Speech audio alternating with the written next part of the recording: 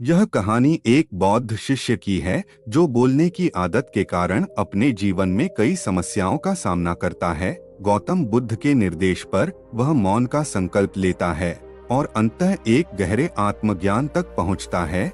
इस प्रेरणादायक कहानी में जानिए मौन की अद्भुत शक्ति, जीवन में चुप रहने का महत्व और कैसे सही शब्दों का प्रयोग हमारे जीवन को सकारात्मक दिशा में ले जा सकता है।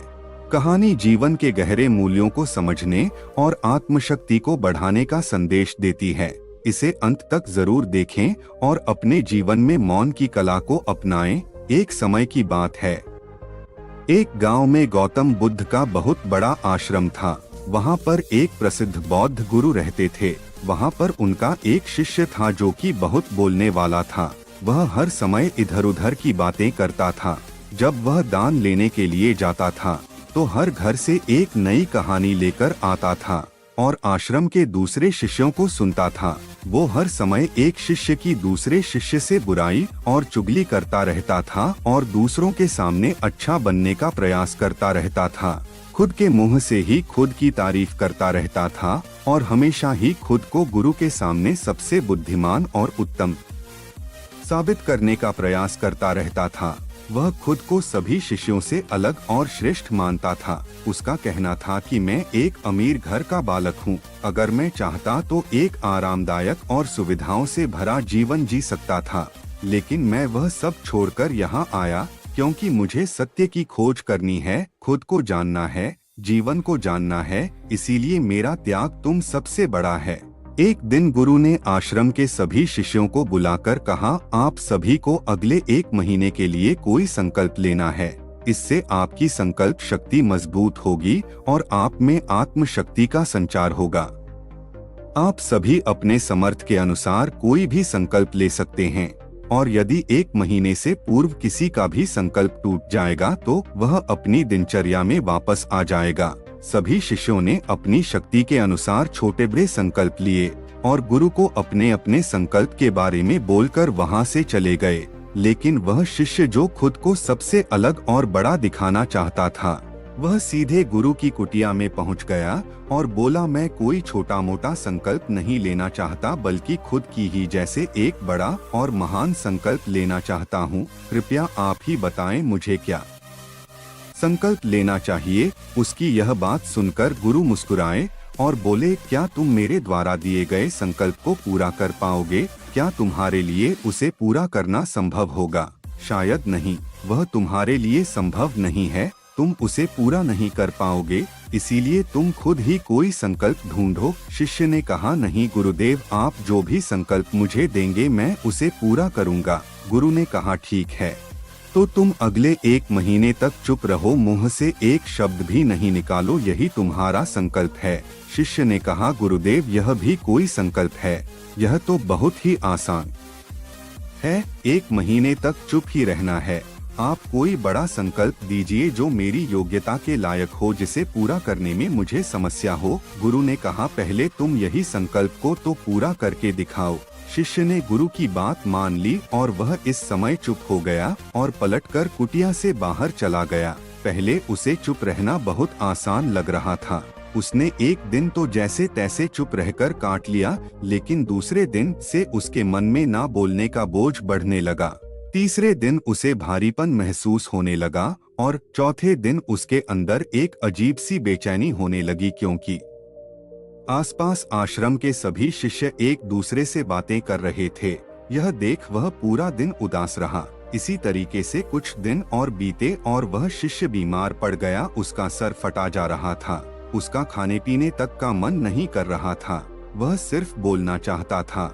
वह गुरु के पास गया और उनके सामने बैठकर लिखकर उन्हें बताया, गुरुदेव, मैं बोलना चाहता हूँ, मुझे सांस नहीं आ रही, मेरा दम घुटा जा रहा है, मैं अंदर ही अंदर पागल हुआ जा रहा हूँ, मैं क्या करूँ, संकल्प तोड़ दूँ क्या? यह पढ़कर गुरु मुस्कुराए और बोले, संकल्प तोड़ने के लिए ही होते हैं, लेकिन जो अपने संकल्प को पूरा कर लेता है वही अपनी आंतरिक शक्ति को बढ़ाता है, और जो अपनी आंतरिक शक्ति को बढ़ाता है वह समाज की कल्याण करता है। संकल्प का लेना भी तुम्हारे हाथ में था और इसे तोड़ना भी तुम्हारे ही हाथ में है। तुम्हारे बहुत से भाई अपने संकल्प को तोड़कर अपनी पुरानी दिनचर्या पर वापस आ चुके हैं। अगर तुमसे नहीं हो पा रहा तो तुम भी संकल्प तोड़कर अपनी पुरानी दिनचर्या पर वापस जा सकते हो। लेकिन याद रहे, अगर आज तुम इस छोटे से संकल्प को नहीं संभाल पा रहे तो तुम अपनी बाकी की पूरी जिंदगी को कैसे संभाल सकोगे। बाकी फैसला पूरी तरह से तुम्हारे हाथों में है। गुरु की यह बात उस शिष्य के दिल में चोट कर गई। वह बिना कुछ बोले वहां से वापस चला गया और खुद को अपनी कुटिया में बंद कर लिया। वह केवल अपने जरूरी कामों के लिए ही कुटिया से बाहर निकलता था, बाकी सारे समय कुटिया के अंदर ही बैठा रहता। 15 दिन बीत चुके थे और आश्रम के लगभग सभी शिष्यों का संकल्प अब तक टूट चुका था, लेकिन उसका संकल्प अभी भी जारी था। संकल्प लेने के बाद से अब तक उसने एक शब्द भी नहीं बोला था। सारा आश्रम हैरान था कि इतना बोलने वाला इंसान चुप कैसे हो गया।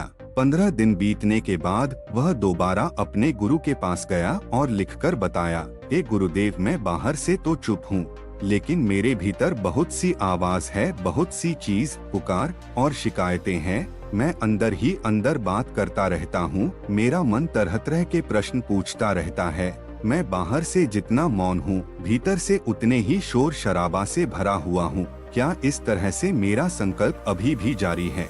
गुरु ने कहा, तुम्हारा संकल्प अभी भी जारी है, लेकिन जब तक लोगों की यह आवाज तुम्हारे कानों में गूंजते रहेंगे, तुम्हारा मन बोलता रहेगा, क्योंकि इसे तो आदत है बोलने की। तुम भले ही बाहर से चुप रहो, लेकिन तुम अंदर ही अंदर बोलते रहोगे। तुम्हें इन बातों से, इन आवाजों से दूर जाना पड़ेगा। शिष्य गुरु को प्रणाम कर वहां से चला जाता है और सुबह होते ही अपनी कुटिया छोड़कर जंगल की तरफ चला जाता है। कई दिन बीत जाते हैं, संकल्प का समय भी पूरा हो जाता है, लेकिन शिष्य लौटकर नहीं आया। आश्रम में सभी को डर था कि कहीं उसको जंगली जानवर ने खा न लिया। उसे ढूंढने की बहुत कोशिश की गई, लेकिन वह कहीं नहीं मिला। सभी गुरु भाइयों ने मान लिया था कि जंगली जानवरों ने उसे अपना शिकार बना लिया है, लेकिन गुरु को ऐसा नहीं लगता था। एक दिन आश्रम का एक अन्य शिष्य गुरु के पास आया और बोला, गुरुदेव, हमारे उस अधिक बोलने वाले भाई के साथ क्या हुआ होगा? क्या जानवर ने उसे मार दिया होगा? गुरु ने कहा, हो सकता है कि जानवरों ने उसे अपना शिकार बना लिया हो, लेकिन उसके न लौटने की एक दूसरी वजह भी हो सकती है। शायद उसे वह मिल गया है जिसके लिए वह गया था। फिर शिष्य ने पूछा, गुरुदेव, क्या ज्यादा बोलना इतना हानिकारक होता है? गुरु ने कहा, इंसान के जीवन के बहुत सारे दुखों में से एक दुख यह भी है कि वह कभी चुप नहीं रह सकता, हमेशा कुछ ना कुछ बोलता ही रहता है। सिर्फ हमारे बोलने के कारण हमारे आधे से ज्यादा दुख पैदा होते हैं। परिवार के अधिकतर झगड़ों की वजह हमारा बेमतलब बोलना ही होता है। हम में से कोई भी चुप नहीं रहना चाहता, हम बस सामने वाले को सुना देना चाहते हैं। जो भी हमारे मन में है सब निकालकर उसके मन में बैठा देना चाहते हैं। उसे समझा देना चाहते हैं कि देख, तू गलत है और मैं सही। और इस तरीके से सब एक दूसरे की सारी गलत बातों को ग्रहण कर रहे हैं। इस तरीके से सुनने और सुनाने का यह काम जिंदगी भर चलता रहता है, लेकिन इसे ना समझी में हम अपना समय, अपना जीवन, अपनी समझ और सबसे महत्वपूर्ण वक्त को हम खो देते हैं। लेकिन इसके बदले हमें मिलता क्या है? कुछ नहीं, सब व्यर्थ और बर्बाद हो जाता है। इस पागलपन में हमने क्या खो दिया, इसका एहसास केवल कुछ ही लोगों को हो पता है। बाकी लोग जैसे उन्हें अपने आने का पता नहीं, वैसे ही उन्हें अपने जाने का भी पता नहीं चल पाता। शिष्य ने कहा, तो फिर इसका समाधान क्या है? गुरु ने कहा, पूरी जागरूकता के साथ अपने विचारों को देखना ही एकमात्र तरीका है। सारी मानसिक समस्याओं का वर्तमान में रहकर चिंतन करना, पूरी जागरूकता के साथ अपना काम करना जिंदगी में चमत्कारिक बदलाव ला देता है। उसके बाद वह शिष्य गुरु से अपने प्रश्नों का उत्तर प्राप्त कर उनको प्रणाम करके वहां से चला गया। उस शिष्य को आश्रम छोड़कर गए हुए 3 महीने हो चुका थे, लेकिन उसकी कोई खबर न थी। तब तो सभी गुरु भाइयों ने भी उसके वापस लौटने की उम्मीद छोड़ दी थी। लेकिन एक दिन वह आश्रम लौट आता है। उसे देखकर सभी के आश्चर्य और खुशी का ठिकाना न रहा। लेकिन अब वह वैसा नहीं था जैसा गया था। वह बिल्कुल बदल चुका था। वह कुछ और ही बनकर वापस आया था। उसके अंदर एक गजब का बदलाव महसूस किया जाता था।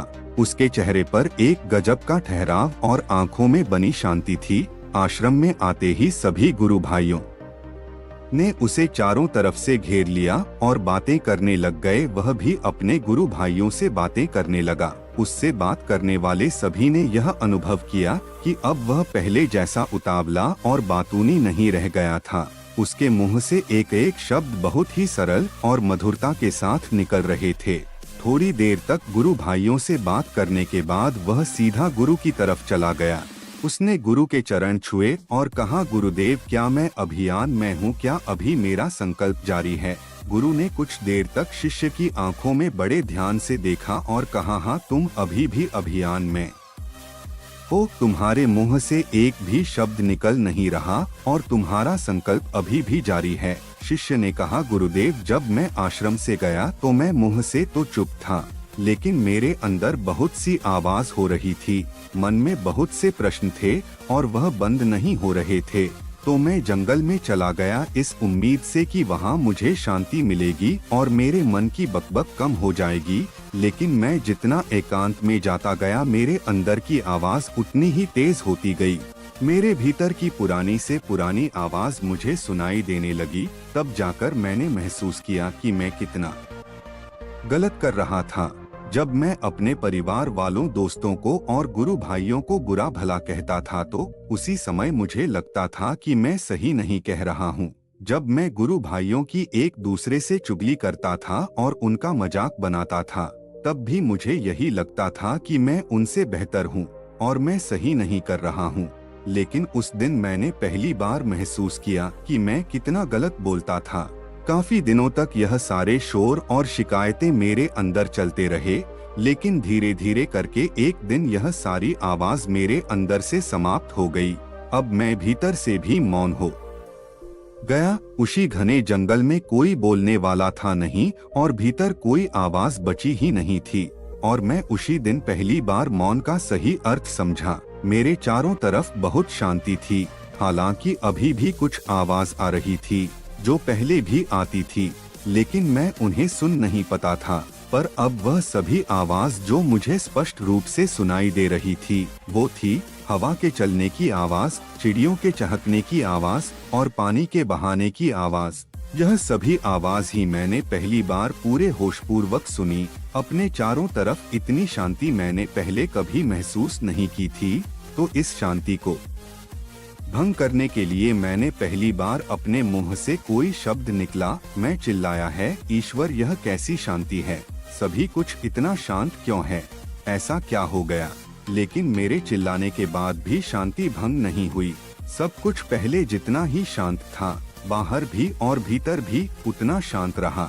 एक गुरुदेव, मैं अपने गुरु भाइयों से बात की, मैं आपसे बात की, मैं बोल रहा हूँ, मैं चल रहा हूँ, मैं सब कुछ देख रहा हूँ, लेकिन मैं अपने भीतर एकदम एकांत और मौन में हूँ। जब मैं खुद में भी शोर करना चाहता हूँ, तब भी एकांत में ही होता हूँ। अब सब दिखाई पड़ने लगा है, सब सुनाई पड़ने लगा है। गुरु ने कहा, जब तक हम बाहर की तरफ बोलते रहेंगे, भीतर अशांति ही रहेंगे। लेकिन जिस दिन हम भीतर की तरफ मुड़ जाएंगे, तब हमारे मुंह से कुछ भी निकलेगा, हम शांति रहेंगे। दुनिया में जितनी भी बुराइयां हैं, ज्यादातर हमारे बोलने से ही उत्पन्न होती है, क्योंकि हम चुप रहना नहीं चाहते। हम जितनी जरूरत है उससे कहीं ज्यादा बोलते हैं। हम सामने वाले को सुनना नहीं चाहते, बल्कि उसकी बोलती बंद कर देना चाहते हैं। उसे समझा देना चाहते हैं कि मैं कौन हूँ, मैं क्या कर सकता हूँ। और यही हमारी जिंदगी का मकसद बनकर रह जाता है।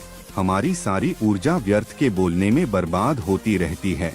ऐसे ही समझ में लोगों का जीवन दुखों से भर जाता है, जो हमेशा एक दूसरे से शिकायत में लगे रहते हैं। कभी एक दूसरे को सुनना नहीं चाहते, समझना नहीं चाहते हैं। और चुप रहना तो उन्होंने कभी सीखा ही नहीं, क्योंकि चुप रहना उन्हें छोटा महसूस करवाता है। दुनिया की सभी लड़ाइयों का कारण हमारा बोलना ही है। इसलिए हमें सिर्फ उतना ही बोलना चाहिए जितना जरूरी हो, क्योंकि व्यर्थ का बोलना ऊर्जा को नष्ट करना है। और यह बोलना ही हमें कभी अपने भीतर की ओर लौटने नहीं देता है।